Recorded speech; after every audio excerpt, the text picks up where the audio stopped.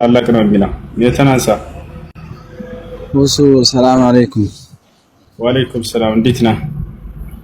አላህ አልሐምዱሊላህ። ትላንትና ታውቅ ነው ይሄ በነገራችን ላይ የኔ አካውንት አይደለም፣ የልጅቷ ጓደኛዬ ነች፣ ሚስቴ ነች ማለት ነው። እና ባለፈው ወለተ ሐና ነው የሚለው እና ልጅቷ ለሁለት ነው የምንጠቀምበት። ትናንትና እንደውም ሲንሸራሸር ያየሁት ነገር አለ። በነገራችን ላይ አንዱ ሪካርድ አድርጎት ይሄ ልጅ አሁን ለታ ወንድማችን ነው። ይሄ በጣም ይከራከር ነበር ወለተ በሚል ታውቁት ከሆነ ማለት ነው። ሪካርድ እንድታደርጉልኝ የፈለኩት ወለተ ሐና ይላል ስሙ ገብታችኋል አይደለ? መጀመሪያ ላይ ማለት ነው። ከዚያ ይከራከር ነበር፣ እስልምና ተቀበለ። አሁን ለታ እኔ ከዚህ ስሙን ያስኩኝና ወለተ ሐና የሚባል ወንድማችን ስም ራሱ መረጠ። ኢብራሂም መባል እፈልጋለሁኝ አብርሃምን በጣም ስለምወደው አለ። ገብታችኋል? ወለተ ሐና የሚባለው ልጅ ኢብራሂም ብዬ እኔ ፌስቡክ ላይ ፖስት አደረኩት። እኔ ወለተ ሐና የሚለው የወንድ ስም ይሁን የሴት ስም ይሁን እንደ ክርስትና አላውቅም።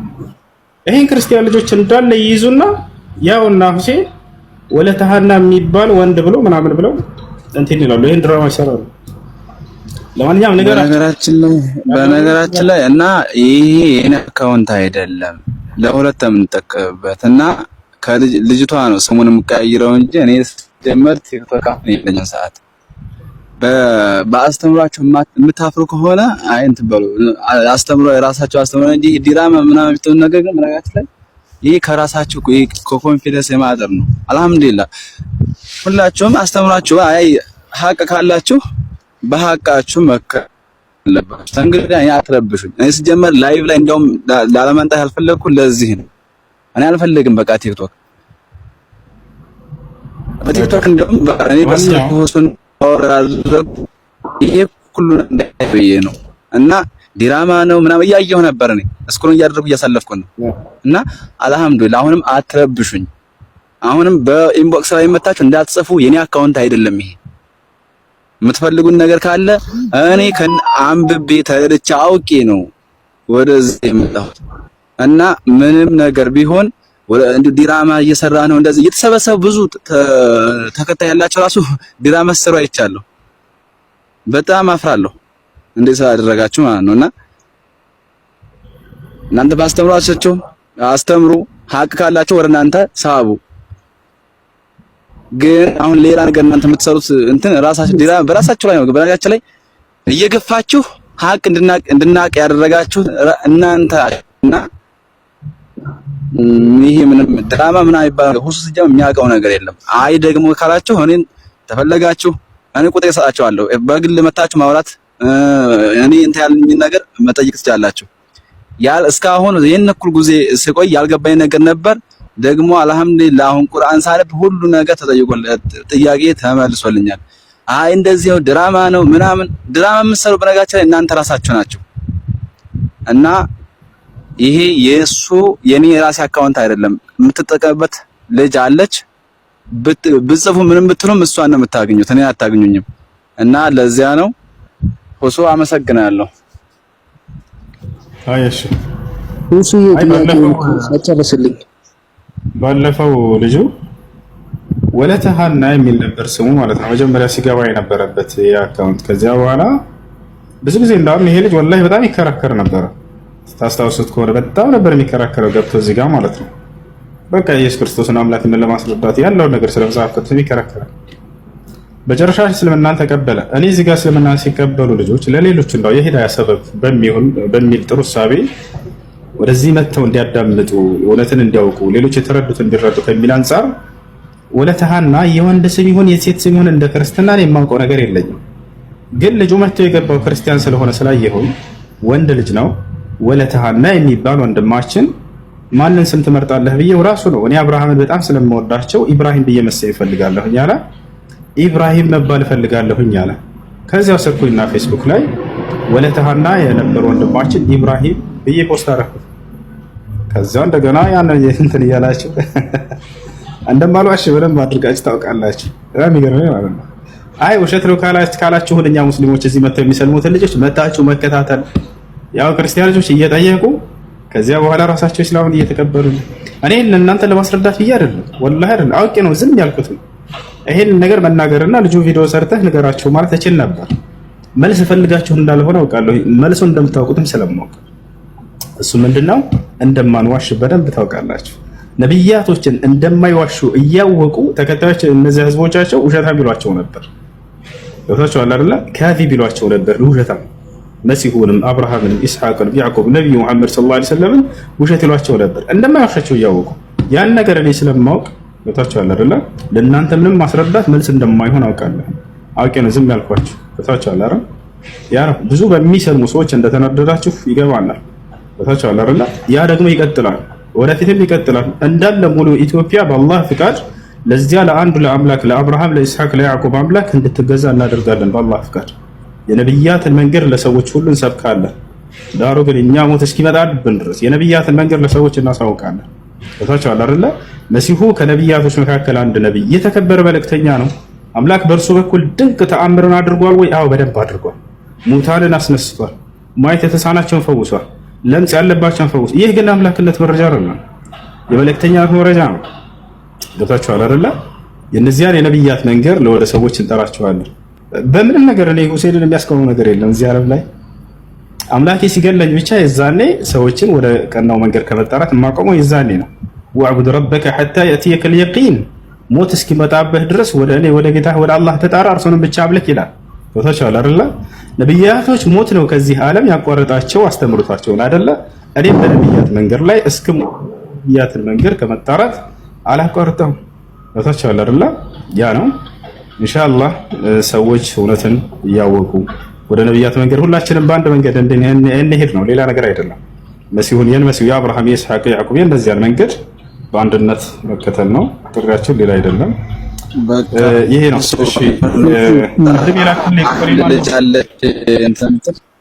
ጨርስልኝና እኔ ልውጣ ካላስቸገርኩኝ ቅድም አንድ ጊዜ ቆይ እኔ ልወጣ ነው አንዴ። እሺ ወንድሜ እሺ ይቅርታ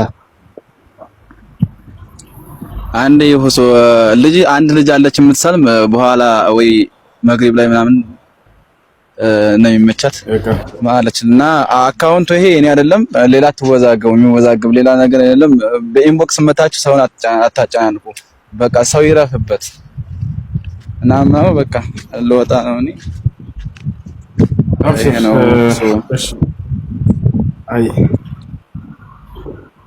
እሺ አቡከር አላህ ያለው መሰለኝ ወይ ዛራ ፎሎ አድርጋትና ወርዳሃል። ዛራ ፎሎ አድርጋት ግሩፕ ታስገባለች። ማንኛውም እስልምናን ተቀብሎ ግሩፕ ያልገባ ሰው ካለ ስለማየትበት የሚማርበት ዛራን ፎሎ አድርጓት፣ አናግራት። ውስጥ ታስገባቸዋለች። ወንዶችም የሴቶችም ራሱን የቻለ ግሩፕ አለ ኢንሻአላህ።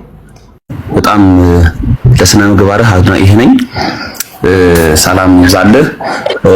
አሁን እኔ ብዙም እንትን አልልም። አሁን በተነሳው የኢየሱስ አምላክነት ላይ ልቀጥልና የራሴ ወደ ቁርአን የምጠይቃቸው 2 እና 3 ጥያቄዎች አሉ። ከመጽሐፍ ቅዱስና ቁርአን በመገለጥ በመጽሐፍ ደረጃ ማን ነው የሚቀድመው?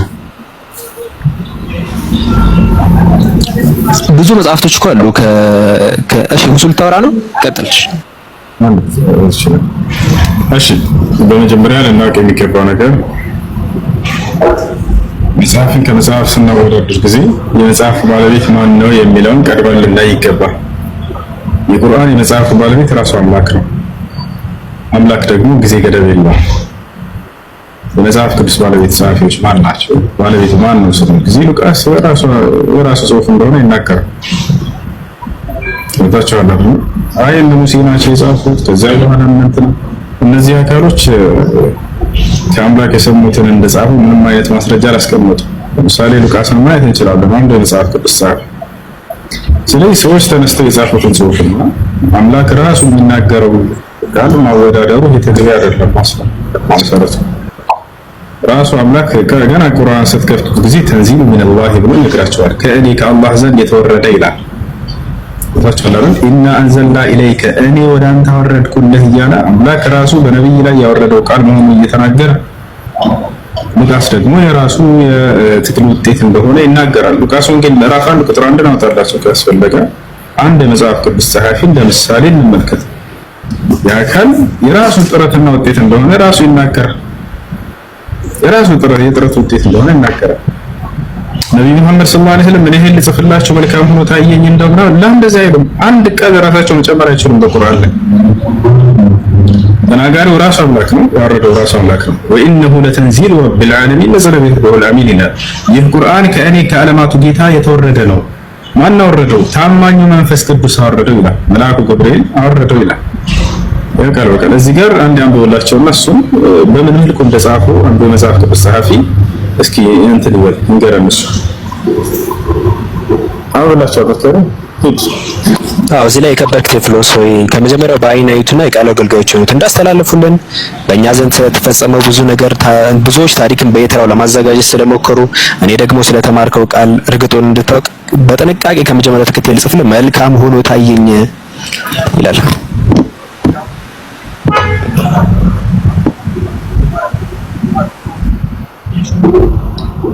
እና ይሄ ነው። ስለዚህ ከዛ በፊትም ተነስተው ሂንዱይዝሞች ለምሳሌ እነዚህ ሂንዱይዝሞች ቀድሞ የጻፉ ሰዎች ናቸው እነዚህ ሰዎች። ኦኬ ስለዚህ ቀድሞ እነዛ ጽፈው ለሚያው ለቀል ነው እንበላቸው ወይንም ይቀድማል እንበል ላ ይቀድማል እንደሱ አይደለም። ቁርአን ከአምላክ ዘንድ የተጻፈው መቼ ነው ከሆነ በነብዩ ሰለላሁ ዐለይሂ ወሰለም ዘመን የተጻፈው በእርሳቸው ጊዜ ምድር ላይ የተጻፈው የአምላክ እውቀት አንዴ ልጨርስ። የአምላክ እውቀት እስከሆነ ድረስ አምላክ ደግሞ ጊዜ ገደብ የለውም። ገብቶሃል አይደል?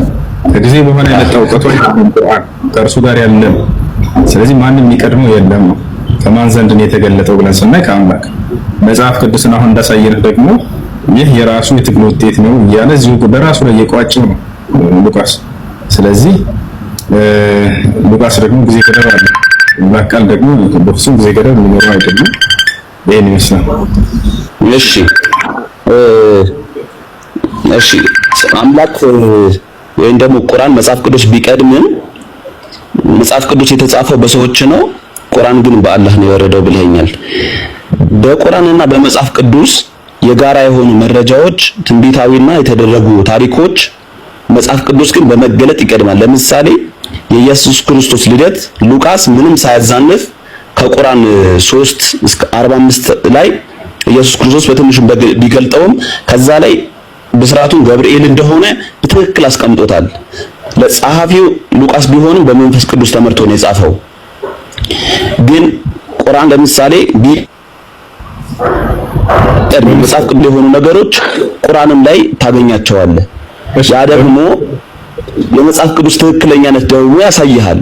ለምን ቁርአን ትክክል ነው ካል ቃል ጨርስ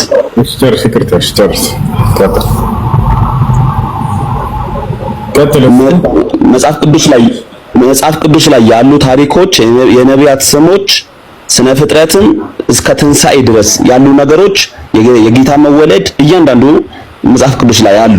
ከ600 ዓመት በኋላ ደግሞ ቁርአን እንደመጣ ይታወቃል። ቁርአን ደግሞ ከ600 ዓመት በኋላ እነዚህ ነገሮች ከየት አመጣቸው? ወይም ደግሞ ከዛ በፊት እውነት ከሌለ መጽሐፍ ቅዱስ ውስጥ እውነት ከሌለ እንዴት እነዚህ አይነት ነገሮች ተጻፉ? ቁርአን ውስጥ ያለ ነገር ይሄ ነው ጥያቄ። ሁለተኛ ጥያቄ ደግሞ አያይዘህ የምትመልስልኝ የመጀመሪያ ተናጋሪ አላህ ከሆነ ቁርአን ውስጥ ማለት ነው የመጀመሪያ ተናጋሪ አላህ ከሆነ ለምን ራሱ እንደ ሁለተኛ ወገን አድርጎ ይናገራል? ለምሳሌ እነዚህ ወገኖች ኢሳን የእግዚአብሔር ልጅ ነው ያሉት አላህ ያጥፋቸው አለ። እኔ ያጥፋቸዋለሁ ለምን አላለ? ሰው ባይጽፈው አላህ ያጥፋቸው ለራሱ አላህ ያጥፋቸው እንዴት?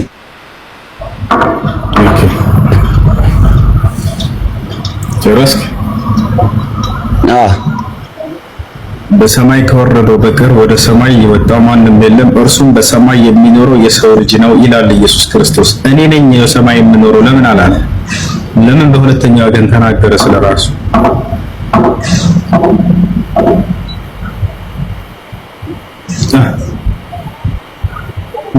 ይሄ ምስጢረ ስጋዊ ለመደበቅ ነው።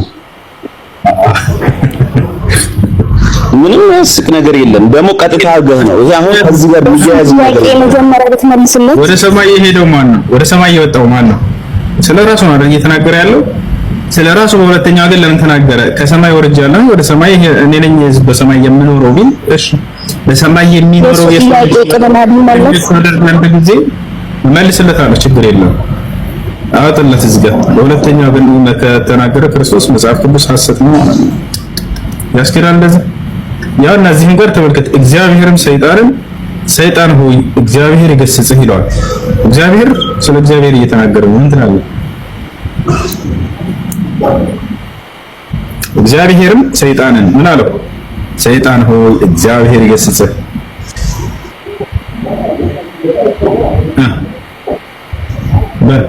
እሺ ጨርስና ጥያቄ መጨረሻ ጠይቀኝ። እኔ እንደዚህ አይነት ጥያቄዎች እኔ ሁለት ጥያቄ ጠይቄ ያለው የመጽሐፍ ቅዱስ እውነትና ሁለተኛው ወገን የተጻፉ መልስ።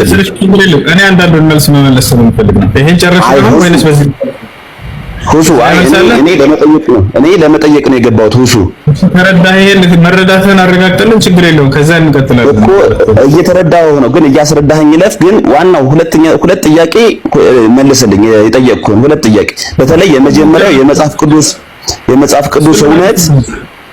እሺ ችግር የለውም። በመንፈስ ቅዱስ ተመርቶ እንደጻፈው ብለኸኛል። ሉቃስ የትኛውም ቦታ ላይ እኔ በመንፈስ ቅዱስ ምሪት ጽፌያለሁ ያለበት ቦታ የለም። አለቀ። ለሳይ እሺ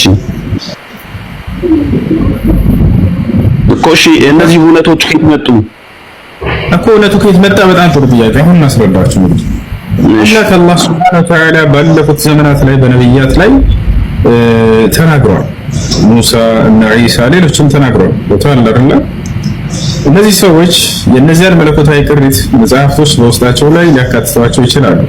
በውስጡ ላይ የሙሳ ነብይነት ይሄን እናምናለን። የትኛውም ቦታ ላይ ቢገኝ ባለፉት ላይ ተናግሮ እንደነበር አላህ ቃል በቃል ብሎናል። ኢና አውሐይና ኢለይከ ከማ አውሐይና ኢላ ኑሕን ወነቢይነ ሚን ባዕዲህ ይላል።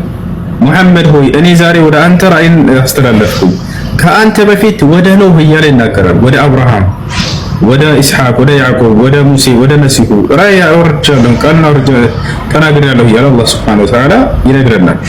ስለዚህ እዚህም ላይ አይደለም ሂንዱይዝሞችም መጽሐፍ ላይ ይሁን ምንም መጽሐፍ ላይ ይሁን አብርሃም የሚባል ነብይ አለ ቢባል እውነት ነው ብለን እንመሰክራለን። ያ ማለት ግን ያ ሂንዱይዝም ትክክል ነው ማለት ነው አይደለም። መጽሐፋቸው ትክክል ነው ማለት ነው አይደለም። የሚያመልኩት አምላክ ትክክል ነው አይደለም። በውስጡ የሚገኘን እውነታዎች ሁሉ እናምናለን። ተናግሮ ነበሩ ያምላካችሁ ባለፉት ላይ ተናግሮ ነበር። ያው ነው ማስረጃ። እሺ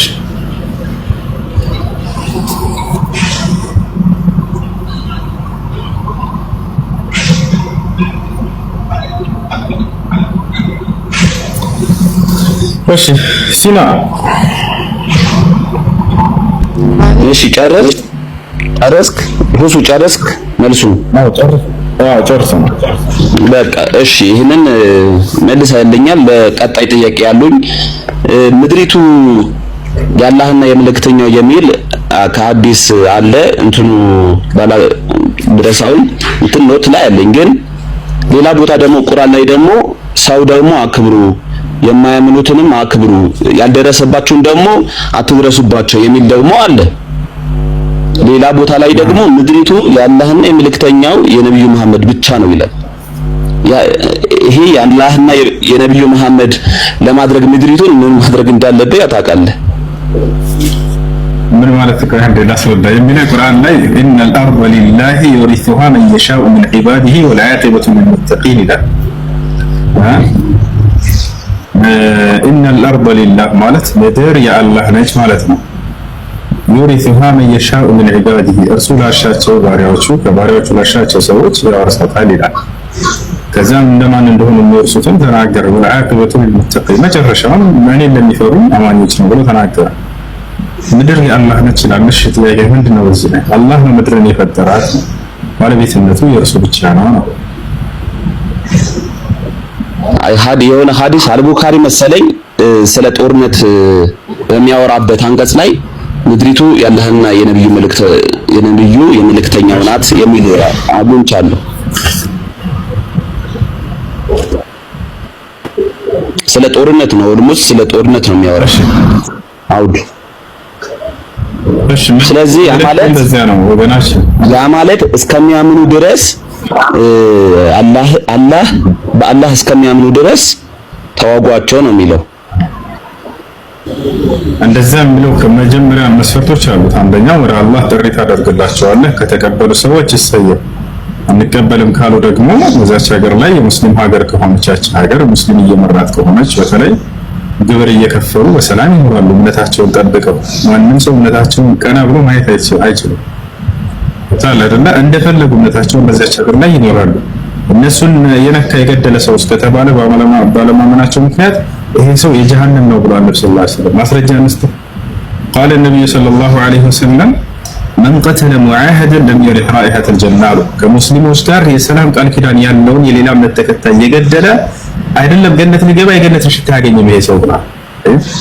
የገነትን ሽታ ያገኝም ማለት ሰላማዊ ሆኖ የራሱን እምነት ይዞ እንደኖረ ሰው ጫፉን መንካት አይቻልም። وقاتلوا في سبيل الله الذين يقاتلونكم على እነዚያን የሚጋደሏችሁም ጋዲያኖች በእምነታችሁ ምክንያት እነዚህን ተጋደሏቸው የሚጋደሏቸው ሰላማዊ ሆኖ የራሱን የሚኖር ከሆነ ለምንድን ነው የምትነካው?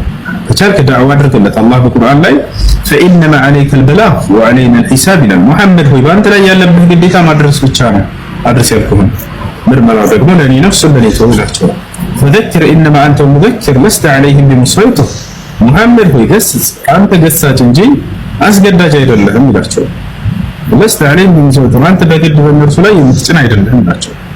አላህ በቁርአን ላይ لا إكراه في الدين ይላል። በሃይማኖት ማስገደድ የለም ይላል። የሚገርማችሁ ይሄ ቁርአን አንቀጽ የወረደበት ምክንያት በነብዩ መሐመድ ሰለላሁ ዐለይሂ ወሰለም ዘመን አንድ ሰው መጥቶ እስልምናን ተቀበለ ከእርሳቸው ዘንድ። ከተቀበለ በኋላ በቃ ሙሉ ቤተሰቦች መስለም አለባቸው ብሎ ቤተሰቡን ጎትቶ በግድ ይዟቸው ወጣ። አላህ ወዲያው የቁርአን አንቀጽ አወረደ። ይህ ሰው ወደ ነብዩ ሰለላሁ ዐለይሂ ወሰለም ጋር ከመድረሱ በፊት ምን የሚል የቁርአን አንቀጽ لا إكراه في الدين በለው። ይሄን ሰው መሐመድ ሆይ በሃይማኖት ማስገደድ የለም በለው፣ ግለጽላቸው እውነቱን። ከተቀበሉ ይቀበሉ፣ ካልተቀበሉ የራሳቸው ዘንድ። ቀጥሎ ምን አለ? فمن لا إكراه في الدين قد تبين الرشد من الغي ሃይማኖት ማስገደድ የለም ቅኑ መንገድ በእርግጥም ከጠማማው መንገድ ተገለጸ። አያችሁ የመግለጽ ኃላፊነት ብቻ ነው ያለበት። فمن يكفر بالطاغوت ويؤمن بالله فقد استمسك بالعروة الوثقى በአንዱ በአላህ ያመነ ጣዖታትን የካደ በእርግጥም መበጠስ የሌላትን ጠንካራን ገመድ ያኔ ጨብጧል። ይሄ ሰው ይዟል ከአምላኩ ጋር የሚያስተሳስረውን ገመድ ያዘ ይሄ ሰው። ስለዚህ ይሄን መንገድ ለሰዎች ማሳየት መግለጽ እንጂ ካልተቀበለህ እንግደለው ስለተቆረጠውላ በሰላም የራሱን እምነት ይዞ መኖር ይችላል ሰው። እሺ የሚናገረው ምንድነው? እዚያ ጋር ወደ በሙስሊም ሀገር ከሆነች ለምሳሌ አንድ ሀገር ሙስሊም መሪ ሆነ በቁርአንና በሐዲስ ሆነ የሚተዳደረው ከዚያ በኋላ በዛች ሀገር ላይ ሲኖሩ ጊዜ እነዚህ ሰዎች ዳዕዋ አድርግላቸው ነው ያለው የመጀመሪያው። ወደ እስልምና ጥሪ አድርግላቸው። ከተቀበሉ ሰው አንቀበልም ካሉ ደግሞ በሰላም መኖር ይችላሉ። ነገር ግን በሀገሪቱ ላይ የሀገሪቱ ነዋሪ እንደመሆናቸው መጠን ግብር ሊከፍሉ ይገባል። ወጣል አንድ ሀገር ስትኖር ጊዜ ያ መንግስት ለሀገሪቱ ወታደሮች ይኖሩታል፣ ፖሊሶች ይኖሩታል፣ ሌሎች ከየት ነው የሚያወጣው? ከሀገሪቱ በሚገኘው ግብር አይደል በሚሰበስበው። ያንን ለዚያ ለራሱ ደህንነት መጠበቂያ ሲል ያ ይሁድና ክርስቲያን ይከፍላሉ፣ ይኖራሉ። የራሳቸውን ደህንነት አልከፍልም ብትል ያኖራል፣ ያ መንግስት አያኖርም። ወጣል አይደል? ያ ነው እየከፈልክ ትኖራለህ አይደለም? ዛሬ የንግድ ማዕከል ከፍተህ ይከፍላሉ እኮ አይደል እንዴ? ያንን እየከፈሉ ይኖራል። አንከፍልም ካሉ የዛኔ ባለማመናቸው ምክንያት ሳይሆን እዚያች ሀገር ላይ አንከፍልም ምን ታመጣለህ እንኖራለን ማለታቸው የዛኔ ነው መዋጋት የሚለው። እሺ ኦኬ ቲንክ አሪፍ ነው። እሺ አንድ ሰው ሙስሊም ሆኖ ካፊር ቢሆን ይገደላል? እሱም ከዚህ ጋር የተያያዘ ነው። ወመን በደለ ዲነሁ ፈቅትሉሁ የሚል ሐዲስ ልታገኙ ትችላላችሁ። ሃይማኖትን የቀየረ ግደሉት ይላል አንዱ ሐዲስ ላይ። የሚያልደብቃቸው ሁሉንም ነገራችሁ። ነገር ግን ይሄን ሐዲስ ብቻ አንብበውላችሁ በቃ ያውና ስለና ገደሉ ይላል። ነብያችን ሰለላሁ ዐለይሂ ወሰለም ይሄን ሐዲስ ሶሒህ ሙስሊም በሚገኝ ሌላ ሐዲስ ተጨማሪ ወስፍ ባህሪን ጨምረውለታል። ምን አይነቱ እንደሆነ መገደድ ያለበት ነጥለው ሲናገሩ ምን አለው? በሌላኛው ሐዲስ ላይ لا يحل دم امرئ مسلم الا باحدى ثلاث الثيب الزاني النفس بالنفس التارك لدينه المفارق للجماعه የአንድ ሙስሊም ሰው ደግሞ በሶስት ምክንያት ካልሆነ በስተቀር የተከበረ ነው፣ ደግሞ አይነካም። አንደኛ ሰው የሰው ነፍስ አጥፍቶ ከሆነ አሉ። ሁለተኛ ባለ ትዳር ሆኖ ዝምት ካደረገ፣ ሶስተኛ ደግሞ አታሪኩ ሊዲን ያሉ ሃይማኖቱን የተወ ካሉ በኋላ ዝም አላሉ። አይደል? ሃይማኖቱን የተወ ዝም አላሉ። አልሙፋሪቁ ሊልጀማዓ የሙስሊሞችን አንድነት ህብረት በትኑ ያኒ የበተረ ብለው ተናገሩ። ደግሞ ተለይቶ ሄዶ እንደገና ዞሮ ሙስሊሞችን የሚዋጋ አይነት ከሆነ ኢብራሂም አን-ነኸዒ የሚባል ታላቅ ታቢዒ አብዱላህ ኢብኑ መስዑድ ተማሪ ነው። እሱ ነው። ስለዚህ ዞሮ እንደገና የሙስሊሞችን አንድነት በጠብጣለሁ እዋጋለሁ የሚል ከሆነ እዛኔ በራሱ ላይ ጦርነት ጠራ ይሰው አላህ ሱብሓነሁ ወተዓላ ወቃቲሉ ፊ ሰቢሊላህ الذين يقاتلونكم ካላቸው ማለት ነው። እነዚያ በእምነታችሁ የሚዋጓችሁ የሌላ እምነት ተከታይ ከሃዲያን ዋጓቸው ከሚል ይካተታል። እሺ ተመልሶልኛል። ያው ተመሳሳይ ነው። በባለፈው መጽሐፈ አንደኛ ሳሙኤል ቀዳማዊ ምዕራፍ 15 ቁጥር 3 አካባቢ አማሌቃውያንን ተዋጋ፣ ሂድ፣ ግደል፣ ህፃናት፣ ሴት፣ በሬ እንደዚህ የሚል ነገርም አውጥተህ ታሳያቸው ነበረ። ግን እግዚአብሔር እንደዚህ ህዝቦቹ ላይ በመጽሐፍ ቅዱስ በኦሪት ህግ ህዝቦቹን የሚዋጋ ያስጠነቅቃል። አስጠንቅቀው ግን በተለያየ ነገር እምቢ ካለ በተለያየ ጊዜ ምድር አጥፍተዋል። ለምሳሌ በኖህ ጊዜ አጥፍተዋል። በሰዶምና ገሞራ ጊዜ አጥፍተዋል። እነዚህ ግብፃውያንን ብዙ ጊዜ ድል አድርጓቸዋል። ለምን? በእግዚአብሔር ህዝብ ተነሳስተዋል፣ ጣዖት አምልከዋል ተብሎ ማለት ነው። ሌላ ጊዜ ደግሞ የነነዌ ሰዎች ንስሐ ባይገቡ ባይመለሱ እሳት እንደሚዘንብባቸው አይነት ነገር ነበረ። ዘዳግም 25 ላይ እንደውም ማስጠንቀቂያ በጣም ሰጥቷቸዋል፣ አማሌቃውያንን ማለት ነው። ከግብፅ ባርነት ወደ እስራኤል ሲወጡ መንገድ ላይ ምን እንዳደረጓቸው የሚል ያው ግደሉ የሚል ሁሉም ሰው እኮ የሚገድል አምላክ ያለው አይደለም። በምንም አይነት ሃይማኖት ምንም የሰላም አምላክ ነው ያለው። በዛም ፈጣሪ አንድ ቢሆንም ማለት ነው። ቢለያይም በባህሪ በሃይማኖት ባህሪ በአስተምህሮት ብንለያይም ግን ክርስትና ላይ እንደዚህ ግደሉ የሚል አምላክ የለም። በባለፈው ስታሳይ ነው የእንትና ራሱ የርብቃ ራሱ በ3 ዓመቷ ገባ። እኔ በጣም ካልኩሌት አደረኩት። ግን ርብቃ የ3 ዓመት ልጅ ሆና ደግሞ ያን ያህል የምናከብረው ምንም እንደዚህ ሜጀር ነብይ አይደለም። ርብቃ የ3 ዓመት ሴት ሆና ወንዝ ሄዳ እንስራ ብላ እንስራ ውሃ ቀድታ እንስራ አዝላ ግመል የምታጠጣ ሴት የ3 ዓመት የለም። ደግሞ ልክ እንዳገባት መካን ነበረች። ቁጥር 22 ላይ ልክ እንዳገባት መካን ነበረች። ከዛ ጸሎት አደረገ፣ ይስሐቅም ጸሎት አደረገ፣ መንታ ልጆችን ወለደችለት ይላል። እና ይሄ የተሳሳተ እንትን ነው። በትንቢት 6 ላይ ያለው እስቲ ይሄንን ቃል እስካሁን ያው በመጽሐፍ ቅዱስ ብቻ እያነበብን ስለምንተረጉም የኢየሱስ አምላክነት ኢሳይያስ ደግሞ ምን ይላል የሚለው ደግሞ እስቲ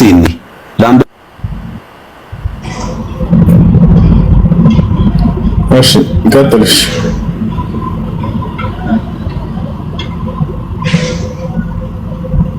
ይሰማል።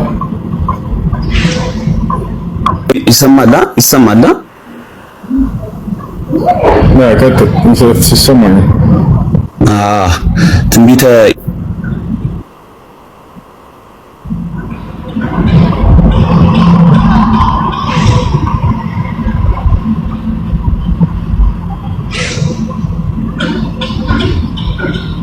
ይቆራረጣል። ልጆች አላችሁ?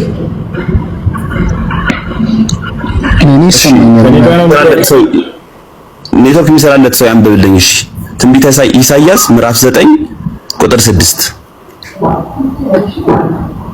እሺ ያነብልሃል። አንዴ የሚያነብልህ ሰው ነው።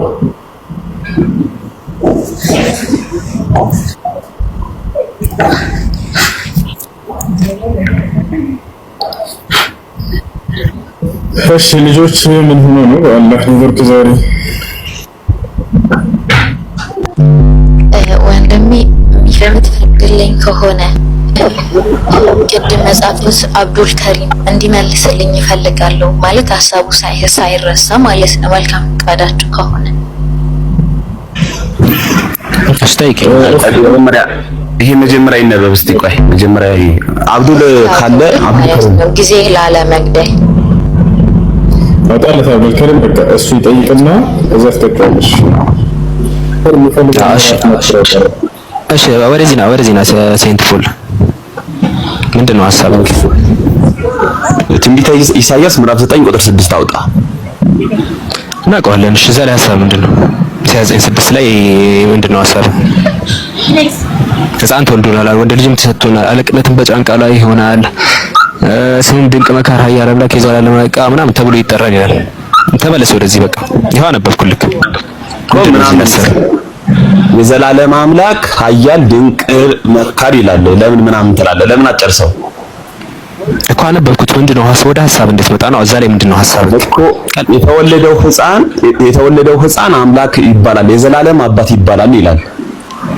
አዎ መጀመሪያ ግን እሺ መጥፎ መንገድ ላስኪድህና ይሄን ማን ነው ለኢየሱስ ያለው እዚህ ክፍል ላይ? ስለ ኢየሱስ ያወራል ይሄ ክፍል።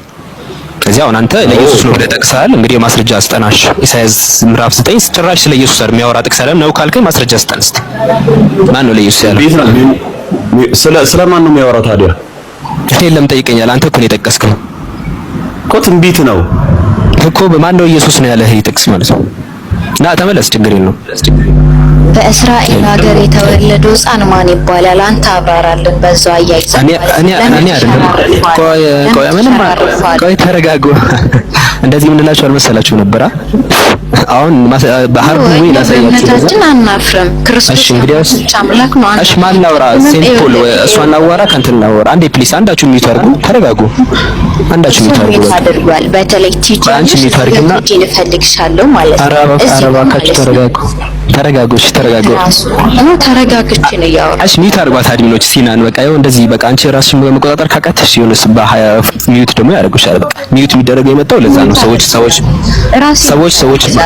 በቃ ራስሽ ትቀጥያለሽ፣ በራስሽ ተራራቂያለሽ። ታወራ ደግሞ ዝም አይደለም እኮ ይኸው ማንንም አያስወጣሽም። እዚህ ሚዩት አድርጊና ቁጭ በይ። ከዚህ አንቺ ተራ ሲደርስ ደግሞ ጻፊያቸው። በቃ የተሳሳትናቸውን ነገሮች ጽፊያቸውና በኋላ ደግሞ አንቺ እንደዚህ ስትል ተሳስተሃል እያልሽ ትቀጥያለሽ። አሁን ሴንት ፖል ቀጥል። ማን ነው ይሄንን ለኢየሱስ ነው ያለው? መጀመሪያ ኢሳይያስ እንዳለ ሐዲሱ ደረቅ ሐዲስ ነው የሚባለው። ልክ ከወንጌል ይመሳሰላል እያንዳንዱ ነገር ሊወለድ ወይም ደግሞ ማነው? ኢሳይያስ 9 ምዕራፍ 9ን ለኢየሱስ ነው ያለው። ማን ነው ያለው? መጀመሪያ ማን ያለው? የቤተ ክርስቲያን አስተምሮ የመጽሐፍ ቅዱስ አንድምታ ትርጓሜ በዚህ ልክ ነው።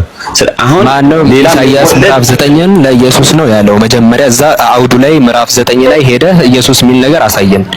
ወይ ደግሞ የአዲስ ኪዳን ጸሐፊዎች ይሄ የኢየሱስ ነው እንደዚህ ተብሎ እንደተነገረ በኢሳይያስ እንደዚህ ተብሎ እንደተጻፈ ልክ አሁን ኢሳይያስ ምዕራፍ 7ን ተናግሯል። በነቢይ ልክ ድንግል ትወልዳለች የተባለው ይፈጸም ዘንድ ነው ብሎ ተናግሯል። ኢሳይያስ ምዕራፍ 7 ለኢየሱስ ነው ብሎ። ኢሳይያስ ምዕራፍ 9 ማን ነው ለኢየሱስ ነው ያለው? መጀመሪያ ይሄንን ማስረጃ አምጣ። ኢሳይያስ ራሱ ለኢየሱስ እንደሚወለድ ራሱ ነው የጻፈው። ሌላ ያንተ ጭንቅላት ላይ ነው እሱ ላይ ያንተ ጭንቅላት ላይ ነው። አንተ ጭንቅላት ላይ ለኢየሱስ ነው ብለህ አመንክ እንጂ ማስረጃ አምጣ። እኔ እኮ ገና አላስረዳም ነበር። ሸራረፍከው ምናምን ስትለኝ እንግዲያውስ እኔ ከሸራረፍኩት አንተ ማስረጃ ታመጣለህ ብዬ እንግዲያው ይሄው ያስኩክ። እንደማመጥ እኮ ነው፣ ቀስ ብለን እንደማመጥ። ወደ ቀጣይ ጥቅስ ሄድ ነው። ሴንት ፖል ቀጥታ ኢሳይያስ ምዕራፍ 9ን ለኢየሱስ ነው ያለህ ማን ነው? ወይ አውዱ ላይ ያሳየን ወይ ደግሞ እንደዛ ነው ብሎ አዲስ ኪዳን ጸሐፊዎች የጻፉበትን ታሳየናል። ከሁለቱ ውጭ ከሆነ ጊዜያችንን አትግደለው። ቀጥል። እሺ ማስረጃ እመጣልሃለሁ። ወደ ቀጣይ ጥያቄ ልለፍልሽ። የዚህ ማስረጃ እመጣልሃለሁ። እንደዚህ ነው ግን ኢሳይያስ ስለ ኢየሱስ አይደለም የሚያወራው። ላብራራላችሁ ወይስ? እሺ በቃ መጨረሻ ቀጣይ ጥያቄ ልጠይቅ። እሺ